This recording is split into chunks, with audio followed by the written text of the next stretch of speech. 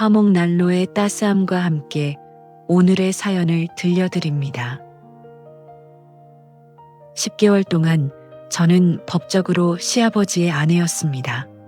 주민센터 창구에서 등본 한 장을 받아들었을 때 저는 제 눈을 의심했습니다. 분명히 남편 이름이 있어야 할 자리에 전혀 다른 이름이 적혀 있었고 그 이름은 다름 아닌 시아버지의 성함이었습니다. 처음엔 인쇄 오류라고 생각했습니다.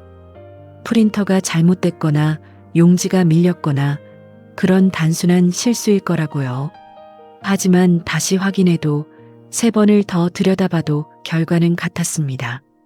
법적으로 제 남편은 시아버지가 되어 있었고 저는 며느리가 아니라 시아버지의 배우자로 등록되어 있었습니다. 2025년 여름 결혼한 지 한 달밖에 안 된 시점이었습니다. 그해 봄은 제 인생에서 가장 빛나는 계절이었습니다. 대학 동기였던 남편과 5년을 연애하고 31살에 결혼식을 올렸는데 오래 만나면서 서로를 충분히 알게 된 터라 결혼 준비 과정도 순탄했습니다. 식장은 크지 않았지만 양가 부모님과 가까운 친척들, 오래된 친구들이 함께해 주었고 저는 그날 거울 앞에서 웨딩드레스를 입고 울컥했던 기억이 납니다. 드디어 시작이구나. 이 사람과 평생을 함께하는 거구나. 그런 생각이 가슴을 가득 채웠습니다. 남편은 중소기업 영업부에서 일했고 저는 학원에서 중학생들에게 영어를 가르치는 강사였습니다. 둘 다 대단한 수입은 아니었지만 합치면 살아가기에 부족하지 않았고 우리는 신혼집으로 서울 외곽의 작은 빌라 전세를 얻어 새 살림을 시작했습니다. 24평 남짓한 공간이었지만 우리 둘이 살기엔 넉넉했고 저는 퇴근 후 그 작은 집으로 돌아가는 길이 행복했습니다. 현관문을 열면 남편이 먼저 와 있거나 제가 먼저 도착해서 남편을 기다리거나 그 평범한 일상이 좋았습니다. 시댁 식구들과의 관계도 나쁘지 않았습니다. 시어머니는 까다롭지 않은 분이셨고 처음 인사드리러 갔을 때도 편하게 대해주셨습니다. 시아버지는 과묵한 편이셨지만 인자한 인상이었고 며느리인 저에게 특별히 뭘 요구하시는 분이 아니었습니다. 한 가지 특이한 점이 있다면 남편과 시아버지의 이름이 비슷했다는 것입니다. 성은 당연히 같았고 이름의 첫 글자도 같았습니다. 학렬을 따르는 집안이라 그렇다고 했습니다. 처음 시댁에 갔을 때 시어머니가 남편 이름을 부르시는데 시아버지가 대답하셔서 웃었던 기억이 납니다. 그때는 그저 웃어넘길 수 있는 작은 해프닝이었습니다. 혼인신고는 결혼식 다음 주에 했습니다. 남편이 연차를 내고 저도 오전 수업만 마친 뒤 함께 주민센터로 갔는데 서류는 미리 준비해 두었기에 복잡할 것 없었습니다. 혼인신고서에 각자 이름과 주민등록번호를 기재하고 신분증을 제출하고 창구 직원이 확인한 뒤 접수가 완료되었습니다. 10분도 채 걸리지 않았습니다. 그날 우리는 센터를 나오며 손을 잡고 웃었습니다. 이제 진짜 부부가 됐다고, 서류상으로도 완전히 하나가 됐다고요.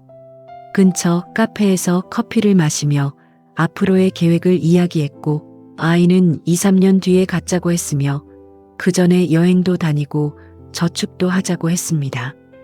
소소하지만 확실한 미래가 우리 앞에 놓여 있다고 믿었습니다. 문제를 처음 감지한 건 그로부터 한 달쯤 뒤였습니다. 자동차 보험을 갱신하려는데 보험 설계사가 이상한 말을 했습니다. 가족관계 확인이 필요하다며 서류를 다시 요청했고 저는 대수롭지 않게 주민센터에 들러 등본을 떼어갔습니다. 설계사가 서류를 받아들더니 고개를 갸웃했습니다. 한참을 들여다보다가 저에게 물었습니다. 배우자 성함이 이게 맞느냐고요. 저는 당연히 맞다고 했습니다. 그런데 설계사의 표정이 묘했습니다. 뭔가 말하기 곤란하다는 듯한 얼굴로 서류를 제 쪽으로 돌려 보여주었고 저는 그제야 배우자 란에 적힌 이름을 확인했습니다. 남편 이름이 아니었습니다. 시아버지 성함이 또렷이 인쇄되어 있었습니다. 처음엔 이해가 되지 않았습니다. 분명히 남편과 함께 혼인신고를 했는데 왜 시아버지 이름이 적혀 있는 건지 설계사도 당황한 기색이 역력했고 저는 서류를 들고 곧장 주민센터로 갔습니다. 창구에서 사정을 설명하자 담당자가 전산을 확인했는데 그 순간 담당자의 얼굴에 스친 표정을 저는 잊을 수가 없습니다. 뭔가 크게 잘못됐다는 걸 직감한 표정이었습니다. 잠시 후 담당자가 조심스럽게 말했습니다. 가족관계 등록부 기재 과정에서 오류가 발생한 것 같다고요. 저는 그 말의 의미를 곧바로 이해하지 못했습니다. 오류가 발생했다는 게 무슨 뜻이냐고 물었고 담당자는 말을 아끼며 상급자와 상의가 필요하다고 했습니다.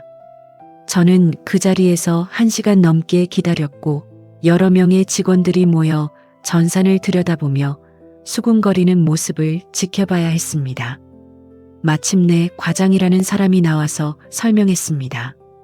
혼인신고서 자체에는 문제가 없었는데 접수 후 가족관계 등록부에 기재하는 전산 과정에서 오류가 발생한 것으로 보인다고요. 어떻게 그런 일이 가능하냐고 물었지만 과장도 명확한 답을 주지 못했습니다. 시스템상 문제인지 입력 과정의 실수인지 정확한 경위는 파악 중이라고만 했습니다.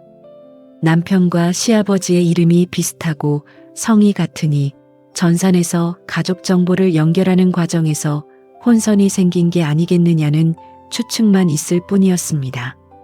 추측일 뿐 확실한 건 아무것도 없었습니다. 확실한 건 단 하나, 현재 저의 법적 배우자가 시아버지로 등록되어 있다는 사실뿐이었습니다. 그날 저녁 남편에게 상황을 설명했을 때 남편도 처음엔 제 말을 농담으로 받아들였습니다. 진지하게 서류를 보여주자 그제야 얼굴이 굳어졌습니다. 함께 주민센터를 다시 찾아갔을 때 담당자는 정정 절차를 안내해 주었습니다. 가족관계 등록부 정정 신청을 해야 하고 관련 서류를 구비해야 하며 처리에 시간이 걸린다고 했습니다. 얼마나 걸리느냐고 물었더니 케이스마다 다르다는 애매한 대답이 돌아왔습니다. 빠르면 몇 주, 복잡해지면 몇 달. 저는 그때까지만 해도 몇 주면 되겠거니 생각했습니다. 이렇게 명백한 행정 오류인데 빨리 처리해주지 않을 이유가 없다고 믿었습니다. 문제는 단순히 기록을 정정하면 끝나는 일이 아니었다는 점입니다. 행정 전산망에 한번 등록된 정보는 다른 기관들과 연동되어 있었습니다. 제 가족관계 증명서, 주민등록등본, 건강보험 기록까지 이미 잘못된 정보가 퍼져 있었습니다. 법적으로 저는 시아버지의 배우자였고 시어머니와는 법적 관계가 정의되지 않는 묘한 상태가 되어버렸으며 진짜 남편은 서류상 저와 아무 관계도 없는 타인으로 분류되어 있었습니다. 더 황당한 건 시아버지의 가족관계 증명서에도 영향이 가 있다는 것이었습니다. 시아버지의 배우자 란의 시어머니와 함께 제 이름도 올라가 있었습니다. 그 사실을 알았을 때 등골이 서늘해졌습니다. 시아버지께 이 상황을 어떻게 말씀드려야 할지 난감했습니다. 처음에는 말씀을 드리지 않으려 했습니다. 빨리 정정하면 되겠거니 싶었고 괜히 어른을 걱정시키고 싶지 않았으니까요. 하지만 절차가 생각보다 오래 걸릴 것이라는 걸 알게 되면서 말씀드릴 수밖에 없었습니다. 시아버지 쪽 서류도 정정해야 하니 협조가 필요했습니다. 남편이 먼저 전화를 드렸고 저는 옆에서 숨을 죽이고 들었습니다. 아버지 반응은 의외였습니다. 화를 내시거나 크게 당황하시기보다 한참을 말없이 계시다가 낮은 한숨을 쉬셨습니다. 그 한숨 소리가 지금도 귀에 남아 있습니다. 시어머니의 반응은 달랐습니다. 남편이 설명하는 동안 시어머니의 얼굴이 점점 굳어지는 게 전화기 너머로도 느껴졌습니다. 통화가 끝난 후 남편이 말했습니다. 어머니가 많이 불편해하신다고요. 저는 예상했던 일이라 고개만 끄덕였습니다. 시어머니 입장에서는 법적으로 본인의 남편이 며느리의 배우자가 되어버린 상황이었으니까요. 머리로는 행정 오류라는 걸 알지만 감정적으로 받아들이기 쉽지 않으셨을 겁니다. 당신 남편의 가족관계 증명서에 며느리가 배우자로 올라가 있다는 사실이 얼마나 불쾌하셨을지. 그날 이후 시어머니의 연락이 뜸해졌고 저는 그게 불안했습니다. 정정 절차를 밟기 위해 저는 수많은 서류를 준비해야 했습니다. 가족관계 증명서, 혼인신고서 사본, 남편과 시아버지의 주민등록 초본, 경위서, 정정사유서 등등.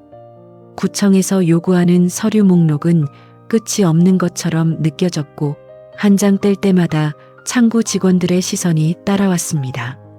서류를 확인한 직원들은 하나같이 고개를 갸웃거렸고 무슨 사연이냐는 눈빛을 보냈습니다. 일일이 설명하기가 지쳐 어느 순간부터는 그냥 행정 오류가 있었다고만 짧게 대답했습니다. 2주일이 지나고 한 달이 지났습니다. 정정은 되지 않았고 구청에서는 확인 중이라는 말만 반복했습니다.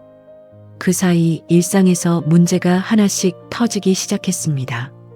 첫 번째는 병원이었습니다.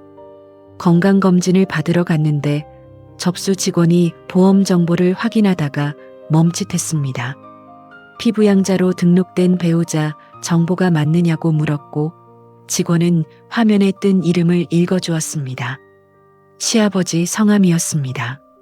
주변에 다른 환자들이 있었고 저는 얼굴이 달아올랐습니다. 작은 목소리로 행정 오류가 있어서 정정 중이라고 설명했지만 직원의 표정에는 의아함이 가득했습니다. 은행에서도 문제가 생겼습니다. 신혼부부 대출 상품을 알아보러 갔을 때였습니다.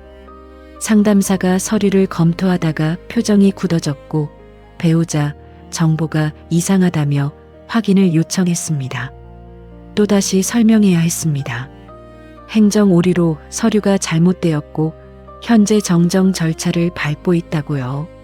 상담사는 고개를 끄덕였지만 대출 진행은 어렵다고 했습니다. 가족관계가 명확하지 않으면 심사가 불가능하다는 이유였습니다. 저는 아무 말도 할 수 없었습니다. 신혼집 전세 자금 일부를 대출로 메우려던 계획이 틀어지는 순간이었습니다. 2달째 접어들 무렵 시어머니와의 관계가 눈에 띄게 어색해졌습니다. 명절도 아닌데 시댁에 인사드리러 갔을 때 시어머니는 예전처럼 반갑게 맞아주시지 않았습니다. 표면적으로는 평소와 다름없이 대해주시려 했지만 시선이 마주칠 때마다 어딘가 불편한 기색이 느껴졌습니다. 시아버지와 제가 같은 공간에 있으면 시어머니의 표정이 미묘하게 굳어지는 것을 알 수 있었습니다. 저는 그게 너무나 괴로웠습니다. 제 잘못이 아닌 일 때문에 가족관계에 금이 가고 있었습니다. 구청 담당자는 처음에는 호의적이었습니다. 행정 측의 오류를 인정했고 빠르게 처리하겠다고 약속했습니다. 하지만 시간이 지나면서 태도가 달라졌습니다. 제가 전화할 때마다 바쁘다며 통화를 피했고 직접 찾아가면 담당자가 자리에 없다는 말을 들어야 했습니다. 2달이 지났을 때 담당자가 바뀌었다는 통보를 받았습니다. 새 담당자에게 처음부터 다시 설명해야 했고 서류도 다시 제출해야 했습니다. 절차는 원점으로 돌아간 것처럼 느껴졌습니다. 남편은 저보다 더 답답해했습니다. 법적으로 저와 아무 관계도 아닌 것으로 되어 있으니 뭘 하려 해도 증명이 되지 않았습니다. 회사에 제출해야 할 가족수당 서류가 있었는데 배우자 정보가 맞지 않아 총무팀에서 연락이 왔고 남편은 상황을 설명해야 했습니다. 직장 동료들이 그 이야기를 알게 됐고 농담처럼 받아들이는 사람도 있었습니다. 남편은 웃어넘기려 했지만 지쳐가는 게 눈에 보였습니다. 직장에서도 일이 있었습니다. 연말정산 시즌이 다가왔고 인사팀에서 배우자 정보 확인을 요청했습니다. 가족관계 증명서를 제출하면 시아버지가 배우자로 나올 테고 그걸 어떻게 설명해야 할지 막막했습니다. 결국 인사팀 담당자를 따로 찾아가 사정을 설명해야 했고 담당자는 처음엔 제 말을 농담으로 받아들였습니다. 진지하게 사실이라고 말하자 그제야 당황한 기색을 보였습니다. 3달이 지나도 정정은 완료되지 않았습니다. 저는 점점 지쳐갔고 밤마다 잠이 잘 오지 않았습니다. 언제쯤 해결될까? 왜 이렇게 오래 걸리는 걸까? 남편과 답이 없는 대화를 반복했고 남편은 괜찮을 거라고 했지만 그 목소리에서 확신은 느껴지지 않았습니다. 서류 한 장 때문에 이렇게까지 되어야 하나, 전산 오류 하나가 사람 인생을 이렇게 뒤흔들어도 되는 건가? 그런 생각이 머리를 떠나지 않았습니다. 4달째 접어들 무렵 저는 이 상황이 언제 끝날지 전혀 감이 오지 않았습니다. 구청에 전화하면 처리 중이라는 말만 되풀이되었고 담당자를 만나려 해도 번번이 빗나갔습니다. 친구들에게 이 상황을 말하면 다들 말도 안 된다며 놀라워했지만 정작 도움이 되는 건 없었습니다. 어떤 친구는 소송을 해야 하는 거 아니냐고 했고 어떤 친구는 언론에 제보하라고 했습니다. 하지만 저는 이 창피한 사연을 세상에 알리고 싶지 않았습니다. 그냥 조용히 해결되기만을 바랐습니다. 하지만 상황은 조용히 넘어가 주지 않았습니다. 4달째가 끝나갈 무렵 예상치 못한 일이 터졌습니다. 시아버지가 쓰러지셨다는 연락을 받은 것입니다. 갑작스러운 협심증이었고 응급실로 이송되셨다고 했습니다. 남편과 저는 급하게 병원으로 달려갔습니다. 그때까지만 해도 저는 몰랐습니다. 이 상황이 또 다른 황당한 국면으로 접어들 줄은요. 병원에 도착하기 전 차 안에서 저는 복잡한 생각에 빠져 있었습니다. 시아버지의 건강이 걱정되는 것은 당연했지만 솔직히 말하면 다른 걱정도 있었습니다. 병원에서 가족관계를 확인하는 절차가 있을 텐데 그 과정에서 또 무슨 일이 벌어질지 이미 여러 번 겪은 일이라 예상이 되었고 그 예상이 맞을까봐 두려웠습니다. 남편은 운전에 집중하느라 제 표정을 보지 못했고 저는 창밖을 보며 한숨을 삼켰습니다. 시어머니와의 관계가 어색해진 뒤로 시댁에 가는 일이 뜸해졌습니다. 연락도 줄었고 안부 전화도 형식적으로 바뀌었습니다. 예전에는 시어머니가 먼저 전화해서 밥은 먹었냐, 주말에 놀러 오라는 말씀을 하셨는데 그런 전화가 끊긴 지 2달이 넘었습니다. 저도 먼저 연락드리기가 조심스러웠고 남편을 통해 안부만 전하는 날이 많아졌습니다. 그 거리감이 마음에 걸렸지만 어떻게 해야 할지 몰랐습니다. 병원거는 그래서 더 걱정이 됐습니다. 오랜만에 시어머니를 뵙는 자리가 이런 상황이라니. 시아버지가 편찮으신 와중에 또 서류 문제로 소란이 벌어지면 어쩌나.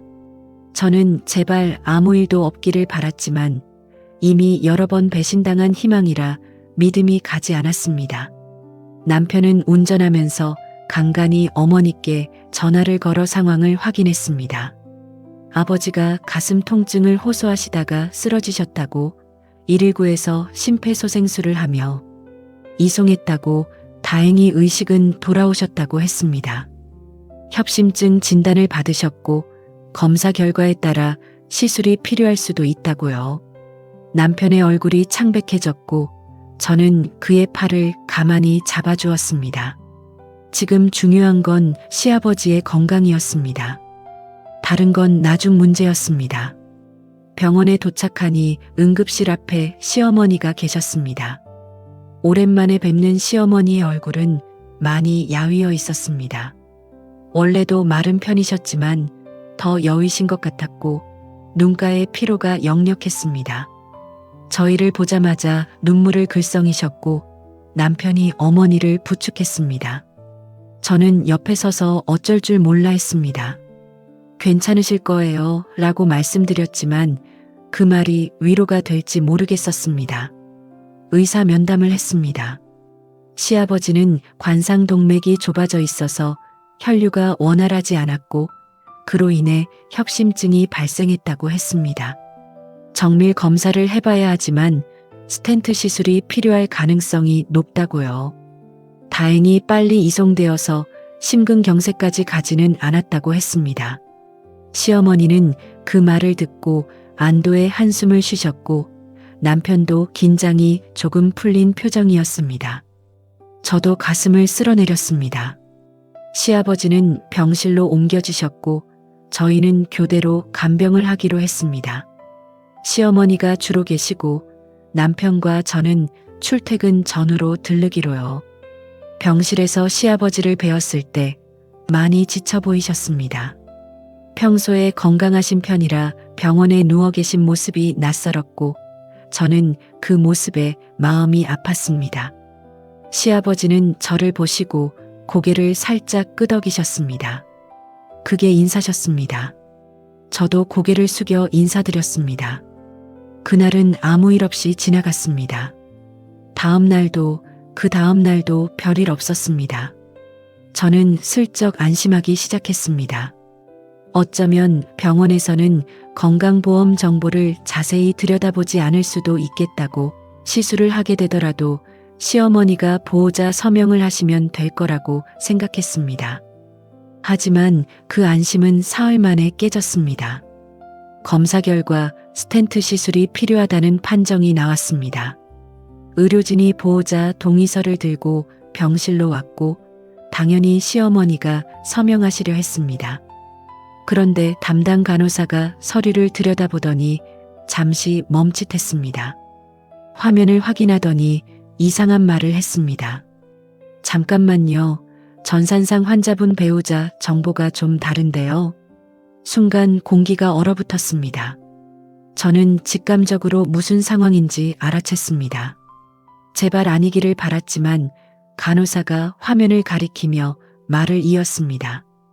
건강보험 전산에 배우자가 다른 분으로 등록되어 있어요. 혹시 확인해 주실 수 있을까요?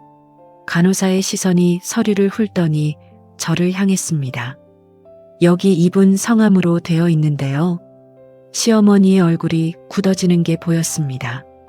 남편이 급하게 나서서 설명했습니다. 행정 오류가 있었다고 저희 부부가 혼인신고를 할 때 전산에 문제가 생긴 거라고 현재 정정 절차를 밟고 있다고요. 간호사는 당황한 표정이었고 담당 의사를 불러왔습니다. 한참을 설명한 끝에 병원 측은 일단 시어머니의 서명을 받기로 했습니다. 직계 가족이니 문제는 없다고요. 하지만 분위기는 이미 싸늘해진 뒤였습니다. 시어머니는 동의서에 서명하시면서 한마디도 하지 않으셨습니다. 펜을 쥔 손이 미세하게 떨리는 게 보였습니다. 저는 그 모습을 보며 가슴이 무너지는 것 같았습니다. 제 잘못이 아닌 일 때문에 남편 아내인 제가 법적으로 시아버지의 배우자로 되어 있다는 황당한 사실 때문에 시어머니가 이런 수치를 겪어야 했습니다.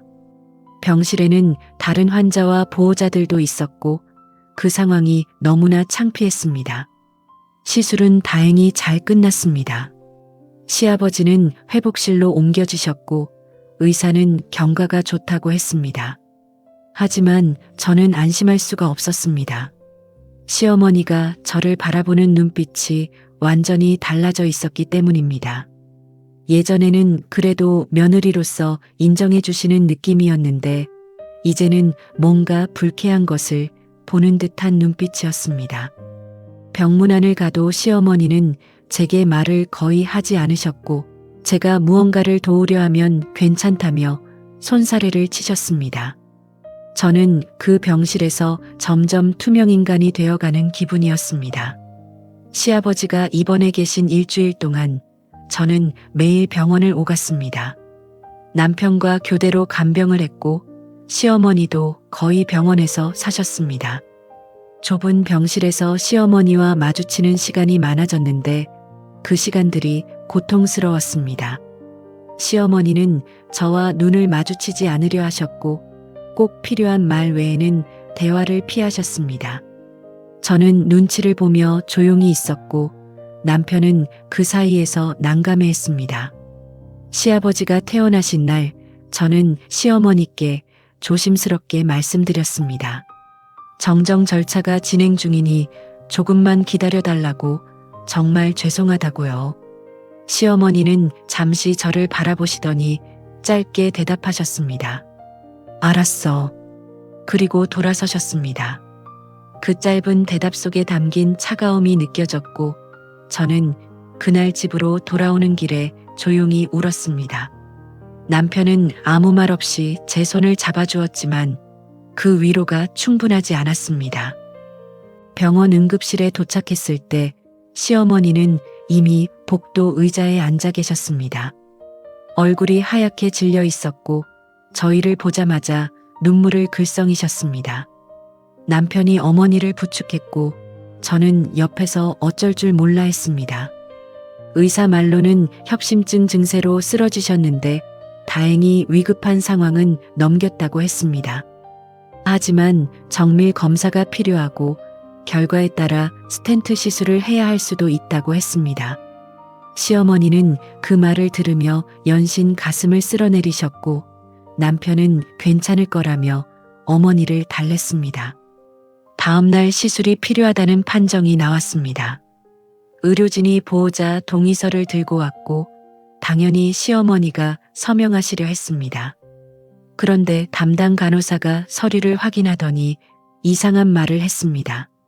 잠깐만요. 전산상 환자분 배우자가 다른 분으로 되어 있는데요. 순간 공기가 얼어붙었습니다.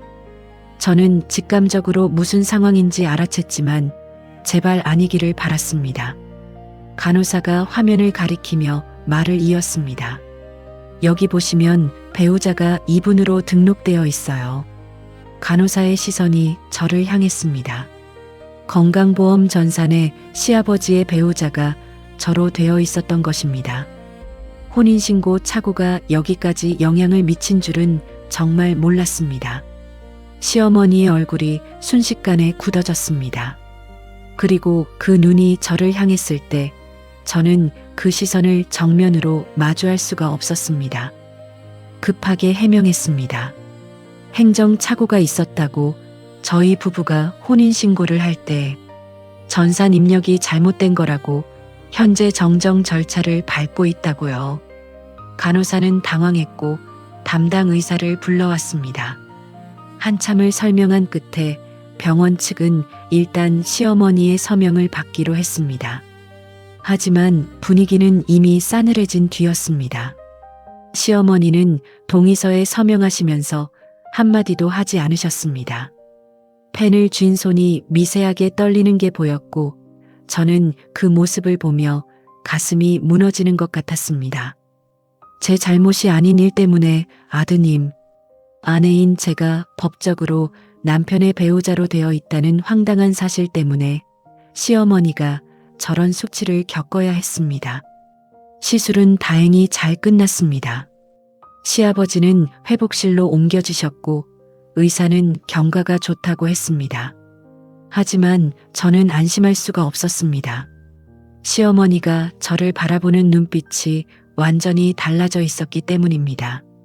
예전에는 그래도 며느리로서 인정해 주시는 느낌이었는데 이제는 뭔가 불쾌한 것을 보는 듯한 눈빛이었습니다.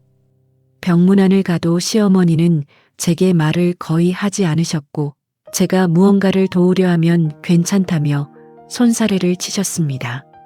저는 그 병실에서 점점 투명인간이 되어가는 기분이었습니다. 시아버지가 입원해 계신 일주일 동안 저는 매일 병원을 오갔습니다. 남편과 교대로 간병을 했고 시어머니도 거의 병원에서 사셨습니다. 좁은 병실에서 시어머니와 마주치는 시간이 많아졌는데 그 시간들이 고통스러웠습니다. 시어머니는 저와 눈을 마주치지 않으려 하셨고 꼭 필요한 말 외에는 대화를 피하셨습니다. 저는 눈치를 보며 조용히 있었고 남편은 그 사이에서 난감해했습니다. 시아버지가 태어나신 날 저는 시어머니께 조심스럽게 말씀드렸습니다. 정정 절차가 진행 중이니 조금만 기다려달라고 정말 죄송하다고요. 시어머니는 잠시 저를 바라보시더니 짧게 대답하셨습니다. 알았어. 그리고 돌아서셨습니다.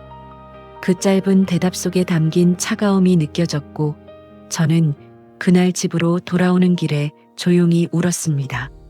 남편은 아무 말 없이 제 손을 잡아주었지만 그 위로가 충분하지 않았습니다. 병원 일이 있고 얼마 지나지 않아 보험사에서 전화가 왔습니다. 시아버지가 가입하신 생명보험에 대한 안내 전화라고 했습니다. 저는 처음에 왜 저한테 전화가 오는지 의아했습니다. 상담원이 설명하길 피보험자 유고 시 보험금 수익자 확인차 연락드렸다고 했습니다. 수익자가 누구냐고 물었더니 상담원이 대답했습니다. 배우자분이신 본인으로 되어 있습니다. 순간 머리가 멍해졌습니다. 시아버지의 보험인데 왜 제가 수익자냐고 물었더니 상담원이 말했습니다.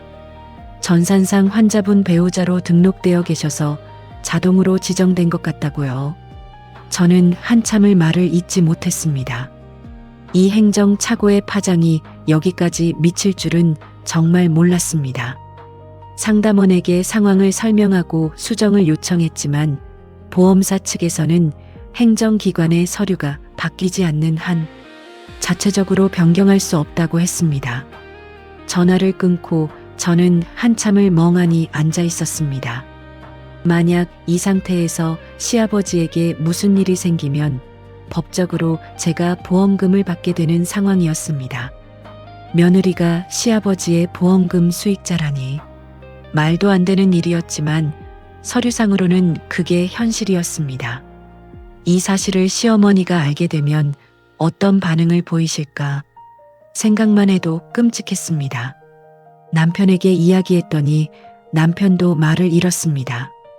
이건 정말 심각하다. 빨리 해결해야 한다고요. 5달째 접어들 무렵 저는 매일 아침 일어나는 것조차 힘들었습니다. 학원에서 아이들을 가르칠 때도 집중이 되지 않았고 밤에 잠자리에 들어도 이런저런 생각에 뒤척이는 날이 많았습니다. 언제 끝날지 모르는 싸움이 저를 지치게 했고 시어머니와의 관계가 틀어진 것이 마음에 걸렸습니다. 남편은 제가 힘들어하는 걸 알고 있었지만 뾰족한 방법이 없었습니다. 그 즈음 시어머니로부터 전화가 왔습니다. 통화 내용은 짧았지만 충격적이었습니다. 시어머니는 차분하지만 단호한 목소리로 말씀하셨습니다. 이 문제가 해결되기 전까지는 명절에 오지 않아도 된다고. 내가 오면 아버지도 불편해하시고 나도 솔직히 불편하다고. 미안하지만 당분간은 그게 서로한테 좋을 것 같다고요. 저는 아무 말도 할 수 없었습니다. 네, 알겠습니다. 그 한마디가 전부였습니다. 전화를 끊고 한참을 울었습니다. 시집살이 한 번 안 시키시던 분이었는데 그분이 저한테 명절에 오지 말라고 하셨습니다. 제 잘못이 아닌 일 때문에, 누군가의 실수로 인해 벌어진 일 때문에 저는 시댁에서 쫓겨나는 신세가 되었습니다. 남편이 퇴근해서 집에 왔을 때 저는 여전히 울고 있었고 남편은 무슨 일이냐고 물었습니다. 시어머니와의 통화 내용을 말했더니 남편의 얼굴도 굳어졌습니다. 남편은 바로 시어머니께 전화를 걸었습니다. 저는 그 통화를 듣고 싶지 않아서 방으로 들어갔습니다. 벽 너머로 남편의 목소리가 들렸습니다. 처음에는 차분했지만 점점 언성이 높아졌고 나중에는 거의 따지는 듯한 어조가 되었습니다.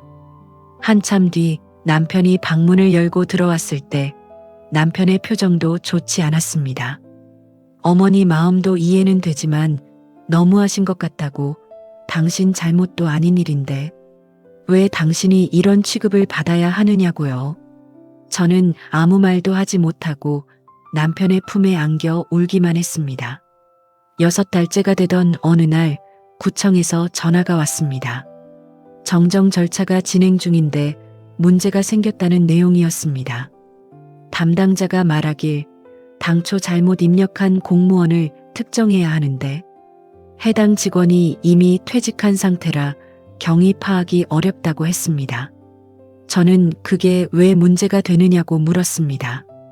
누가 실수했든 실수가 있었다는 건 분명하고 정정만 하면 되는 거 아니냐고요. 담당자는 절차상 그렇게 간단하지 않다며 말을 흐렸습니다. 저는 전화를 끊고 벽을 보며 한숨을 쉬었습니다.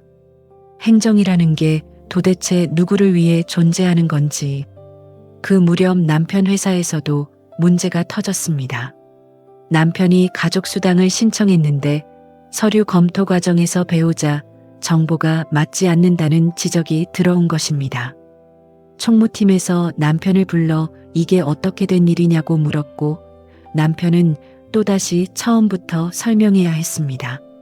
그 과정에서 팀장까지 알게 되었고 부서 내에 소문이 퍼졌습니다. 시아버지가 아내의 배우자로 되어 있다니 뭔가 복잡한 집안 사정이 있는 거 아니냐는 추측도 있었다고 합니다. 남편은 퇴근 후 지친 얼굴로 돌아왔고 오늘 하루가 정말 힘들었다고 했습니다. 7달째 접어들 무렵 저는 더 이상 수동적으로 기다릴 수만은 없다고 생각했습니다. 법률 상담을 받기로 했습니다. 변호사를 찾아갔을 때 변호사의 반응도 다른 사람들과 다르지 않았습니다. 처음엔 믿기 어렵다는 표정이었고 서류를 확인한 뒤에야 고개를 끄덕였습니다. 변호사는 행정소송을 고려해 볼 수 있다고 했고 국가배상 청구도 가능성이 있다고 했습니다. 하지만 소송은 시간과 비용이 들고 이기더라도 실익이 크지 않을 수 있다고도 했습니다. 변호사의 조언에 따라 구청에 내용 증명을 보냈습니다. 정정 지연으로 인한 피해가 발생하고 있으니 신속히 처리해 달라는 내용이었고 불응 시 법적 조치를 취하겠다는 경고도 포함했습니다. 내용 증명을 보낸 뒤 며칠 지나서 구청에서 연락이 왔습니다. 담당 과장이 직접 전화를 걸어와 최대한 빨리 처리하겠다고 약속했습니다. 하지만 저는 그 말을 반쯤만 믿었습니다. 이미 몇 번이나 비슷한 말을 들었고 번번이 실망했으니까요. 그 즈음 저는 임신 사실을 알게 되었습니다. 생리가 늦어져서 혹시나 하는 마음에 검사를 했는데 2줄이 나왔습니다. 평소라면 기쁜 소식이었겠지만 그 순간 저는 기쁨보다 걱정이 앞섰습니다. 아이가 태어나면 출생신고를 해야 하고 출생신고에는 부모 정보가 들어가는데 지금 이 상태로 아이를 낳으면 서류상 아이의 아버지가 누구로 기재되는 건지 생각만 해도 아찔했습니다. 혹시 시아버지가 아이의 아버지로 등록되는 건 아닌지, 그렇게 되면 또 얼마나 복잡해지는 건지 남편에게 임신 소식을 전하며 이 걱정도 함께 말했습니다. 남편의 얼굴에 기쁨과 걱정이 동시에 스쳤습니다. 남편은 말했습니다. 아이가 태어나기 전에 반드시 해결해야 한다고. 그게 안 되면 정말 큰일이라고요. 저도 알고 있었습니다. 출산까지 남은 시간은 대략 7달 남짓. 그 안에 이 모든 것이 정리되지 않으면 상상하기도 싫은 일이 벌어질 수 있었습니다.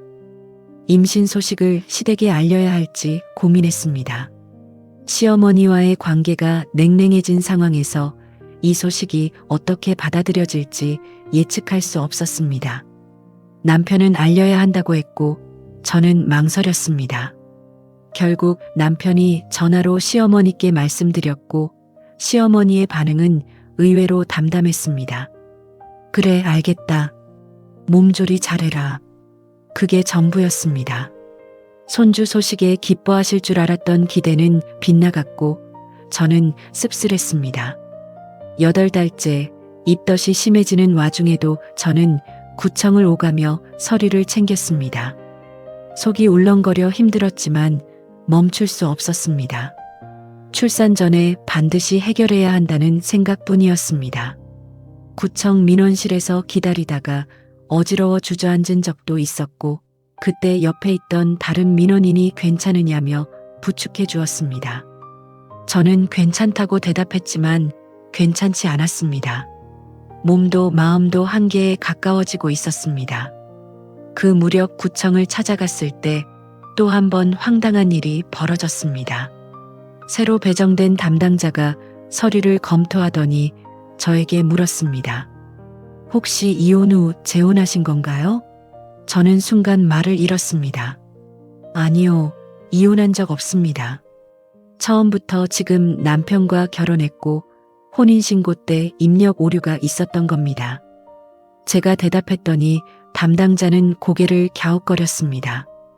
그런데 여기 보시면 전 배우자와 사별 상태로 되어 있는데요.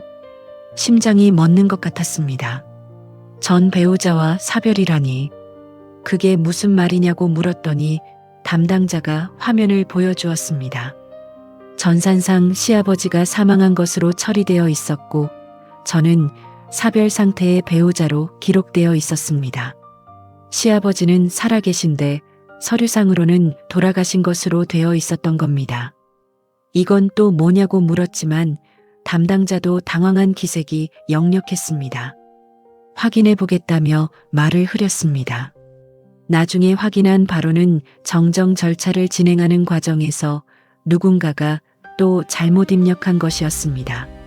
잘못을 바로잡으려다가 새로운 잘못이 추가된 상황이었습니다.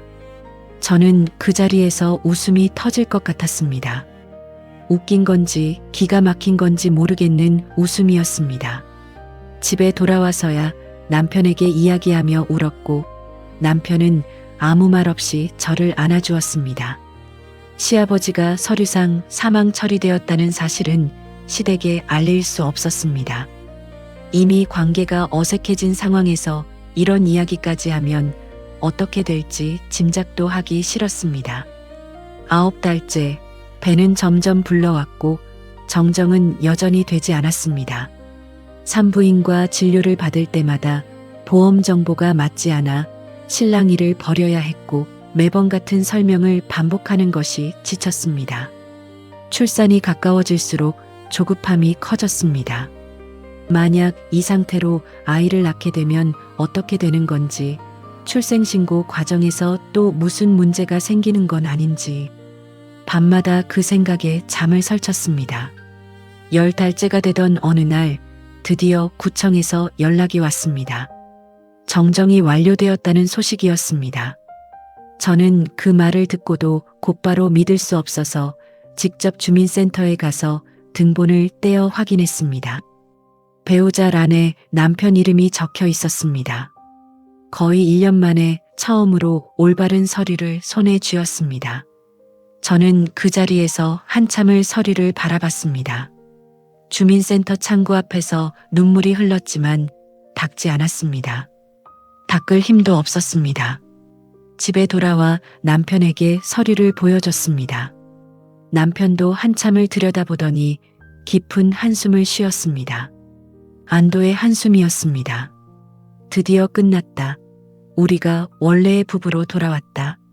남편이 저를 안아주었고 저는 그 품에서 조용히 울었습니다. 기쁨의 눈물인지 허탈함의 눈물인지 저도 알 수 없었습니다. 아마 둘 다였을 겁니다. 정정은 됐지만 뒤처리가 남아 있었습니다. 건강보험, 은행, 보험사, 통신사 등등 여기저기 퍼져 있던 잘못된 정보들을 하나하나 수정해야 했습니다. 각 기관마다 요구하는 서류가 달랐고 절차도 제각각이었습니다. 임신한 몸으로 여기저기 다니며 서류를 정리하는 것이 쉽지 않았지만 이제 끝이 보인다는 사실이 저를 버티게 했습니다.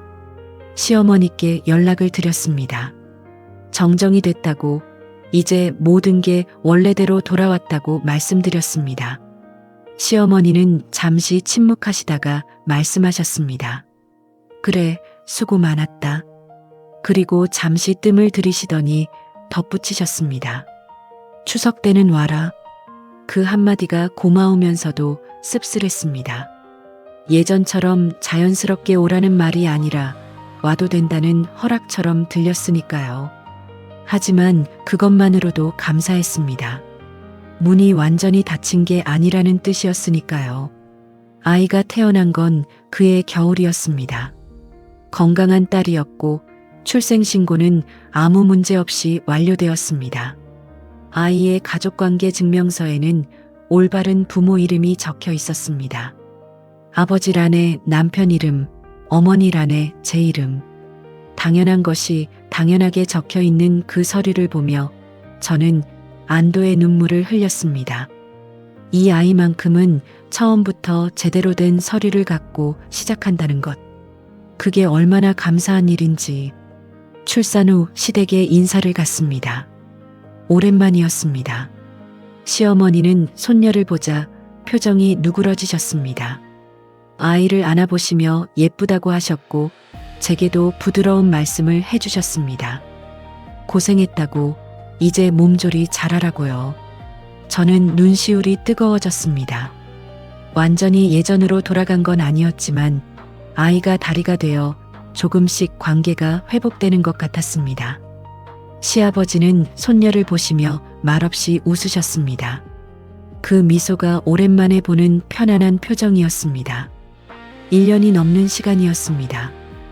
혼인신고 한 장에서 시작된 악몽 같은 나날이었고 그 시간 동안 저는 많은 것을 겪었습니다. 병원에서 수술 동의서 앞에서 망신을 당했고 보험사에서 시아버지의 보험금 수익자라는 황당한 통보를 받았으며 시어머니에게 명절에 오지 말라는 말을 들었고 공무원에게 이혼 후 재혼이냐는 질문을 받았습니다. 정정하려다가 시아버지가 사망 처리되는 일까지 있었습니다. 믿기 어려운 일들의 연속이었고 그 하나하나가 저를 무너뜨렸습니다. 하지만 저는 버텼습니다. 남편이 옆에 있었고 뱃속에 아이가 있었습니다. 포기할 수 없었습니다. 그리고 결국 끝이 왔습니다.